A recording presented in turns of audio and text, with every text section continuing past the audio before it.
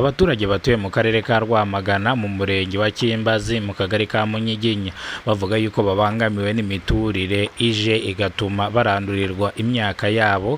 Bavuga yuko ibi bigiye kubateza inzara ndetse n'igihombo. Abaturage barasaba ubuyobozi bw'akarere ka Rwamagana n'umurenge wa Munyiginya ko bino bikorwa byahagarara, abaturage bakabanza bagakuramo imyaka yabo.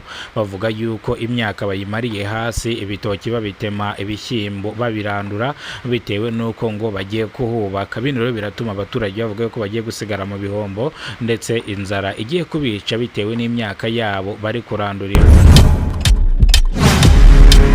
Umwana w'umuhungu w'imyaka 9 y'amavuko yigaga mu mwaka wa 3 w'amashuri abanza, n'undi mwana w'imyaka 2 wigaga mu wa 2 w'amashuri y'incuke, utuye mu mudugudu wa Mbisabasaba, akagari na ka Kiyumbo, umurenge n'uwa Bweyeye, akarere na ka Rusizi. Aba bana rero barembeye mu bitaro nyuma yo kuribwa n'inyamaswa yitwa imbwebwe yakomotse muri parike ya Nyungwe ndetse ibasanga mu rugo iza kubarya. Abantu bana barembeye mu bitaro dore ko mama wiwe afite agahinda n'amarira, avuga yuko nta mafaranga afite yo kuvuza bano bana ndetse avuga ko nta bushobozi afite, bityo rero yafashwa dore ko uyu mubyeyi yafashijwe. Abana be bakaba bari mu bitaro bari kwitabwaho n'abaganga kugira ngo bataza kuhaburira ubuzima, barebe nimba iyi mbwebwe yaturutse mu ishyamba itigeze ibasigamo ubumara.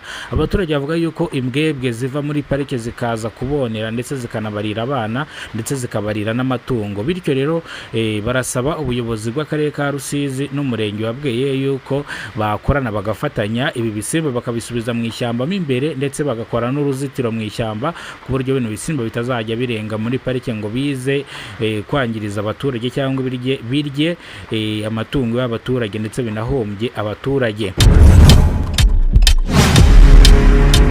Iyi ni incamake y'amakuru. Nimbura ko bwa mbere ugeze kubona umuyoboro wa Kidasamura TV Rwanda, kora subscribe, ufungura inzogera kugira ngo uzajye ubasha kubona amakuru mu gihugu cy'u Rwanda kandi yizewe.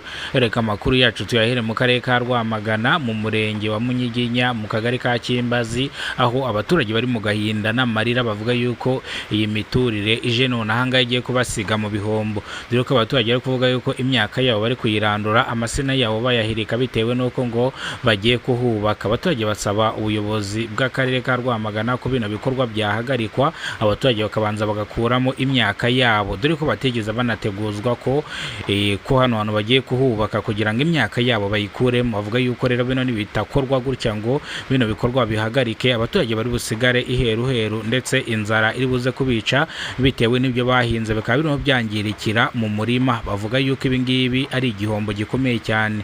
Bavuga ko Perezida w'u Rwanda Paul Kagame abashishikariza guhinga ndetse bakarya ibyo bikuriye mu murima ndetse bakiteza n'imbere. Rero bano baje bangiza ibyo bahinze. Bavuga yuko rero mu gihe ibi ngibi bidahagaritswe bino bikorwa ngo babanze basarure imyaka yabo babikuremo, baza gusigara mu bihombo bikomeye cyane. Abaturage rero basabye ubuyobozi kubwinjiramo bakareba bano bagabo barimo babarandurira imyaka bashaka kubakamo. Reka amakuru yacu tuyerekeze mu karere ka Rusizi mu murenge wa Bweyeye.